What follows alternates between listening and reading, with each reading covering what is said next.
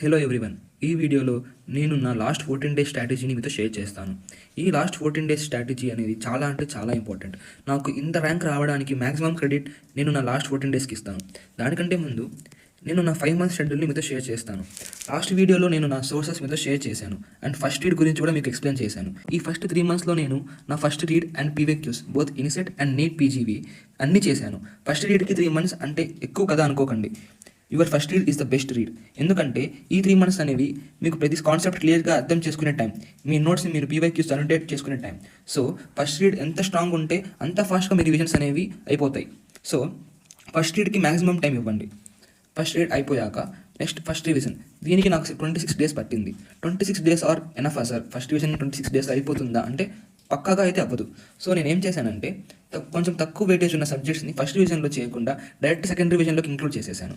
So first revision నాకు 26 డేస్లో అయ్యింది. అప్పుడు నేను నా ఫస్ట్ రివిజన్తో పాటు పీవైక్యూస్ అన్నీ ఇంకొకసారి చేశాను. సో పీవైక్యూస్ రివైజ్ అయిపోయాయి. నెక్స్ట్ సెకండ్ రివిజన్ నాకు 20 డేస్ పట్టింది.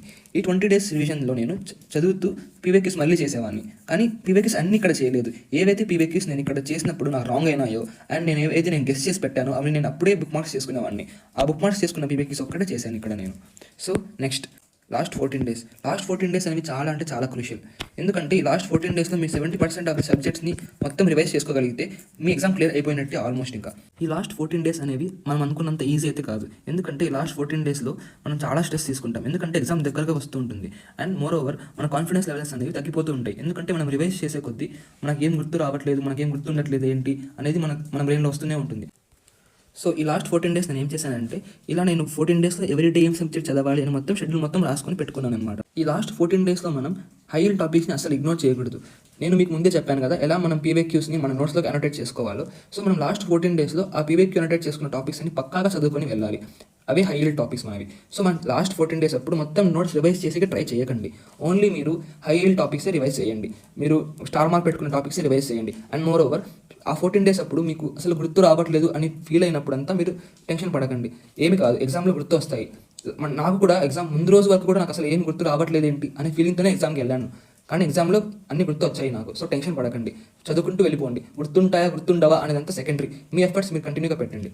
సో నేను అలా నా షెడ్యూల్ని చేసుకున్నాను. సో డే 1 అయితే నేను ఈఎన్టీ పెట్టుకున్నాను, డే 2 అయితే ఆప్థాల్మాలజీ పెట్టుకున్నాను, డే 3 పీర్స్ అండ్ డర్మా పెట్టుకున్నాను, and day 4 PSM, day 5 medicine 1 shot video ఒకటే చూశాను అండ్ ఫిజియాలజీ కలిపి చూశాను, అండ్ డే 6 అండ్ డే 7 కలిపి OBG, day 8 anaesthesia and psychiatry, day 9 orthopaedics and anatomy 1 shot చూశాను, and day 10 biochemistry, day 11 FMT plus microbiology, day 12 pathology, day 13 and 14 కలిపి surgery. ఇక్కడ నేను ఏం చేశానంటే కొంచెం తక్కువ వెయిటేజ్ ఉన్న టాపిక్స్, తక్కువ వెయిటేజ్ అండ్ మోర్ ఓవర్ కొంచెం కాన్సెప్చువల్గా కానీ కొంచెం ఈజీగా అనిపించే సబ్జెక్ట్స్ అని నేను ఫస్ట్ వీక్లో అంతా వేసాను, ఫస్ట్ 7 డేస్లో వేసాను.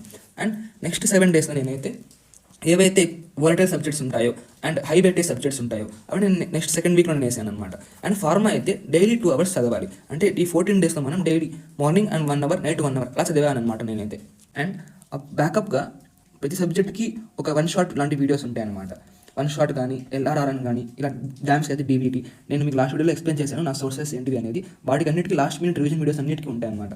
సో ఆ లాస్ట్ 14 డేస్ అప్పుడు నాకు ఎప్పుడైతే చదవడానికి ఇంట్రెస్ట్ ఉంటుందో అప్పుడు నేను నా నోట్స్ చదువుకునేవాడిని ఈ షెడ్యూల్తో. నాకు ఎప్పుడైతే నాకు చదవడానికి ఇంట్రెస్ట్ రావట్లేదు అన్నప్పుడు నా నోట్స్ పక్కన పెట్టేసి నేను అప్పుడు వీడియోస్ చూసేవాడిని. ఎందుకంటే ఆ 1 షాట్ కానీ ఆ లాస్ట్ మినిట్ రివిజన్ వీడియోస్ కానీ వాళ్ళు ఏం చేస్తారంటే వెరీ హై టాపిక్స్ని మొత్తం 3-4 అవర్స్లో సబ్జెక్ట్ మొత్తం కవర్ చేసేస్తారు. సో దానివల్ల ఏమవుతుందంటే మీరు ఒక ఫ్యాకల్టీని వింటూ ఉంటారు. సో మీరు ఫోకస్ చేయగలుగుతారు అండ్ మోర్ ఓవర్ మీరు హై టాపిక్స్ అన్ని మిస్ అవ్వకుండా వెళ్తారు. మెయిన్ థింగ్ ఏంటంటే ఈ వీడియోస్లో ఉన్న ఫ్యాకల్టీ అండ్ మీరు ర్యాపిడ్ రివిజన్ చూసిన ఫ్యాకల్టీ సేమ్ ఉండేలాగా చూసుకోండి.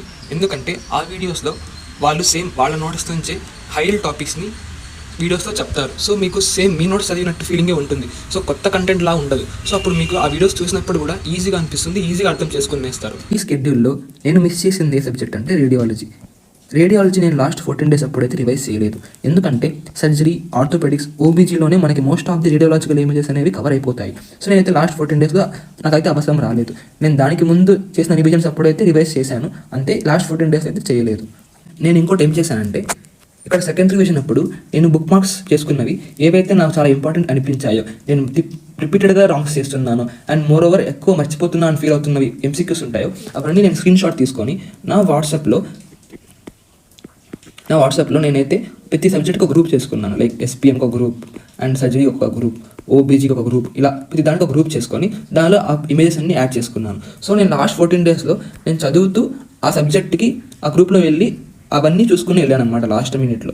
సో నేను ఆ రాంగ్ చేసిన ఎంసీక్యూస్ అన్ని కూడా ఒకసారి మళ్ళీ లాస్ట్లో రివైజ్ అయ్యాయి అనమాట నాకైతే. సో ఇలా నేను నా లాస్ట్ 14 డేస్ స్ట్రాటజీని ఇంప్లిమెంట్ చేశాను అండ్ నాకు ఇది చాలా వర్కౌట్ అయ్యింది. మీకు ఈ 14 డేస్ స్ట్రాటజీ నచ్చినట్టయితే మీరు కూడా ఫాలో అవ్వండి, లేదా మీ 14 డేస్ స్ట్రాటజీని మీరు కూడా ఇలా ప్లాన్ చేసి షెడ్యూల్ వేసుకోండి. Thanks for watching. ఈ వీడియో మీకు నచ్చినట్టయితే లైక్, షేర్ అండ్ సబ్స్క్రైబ్.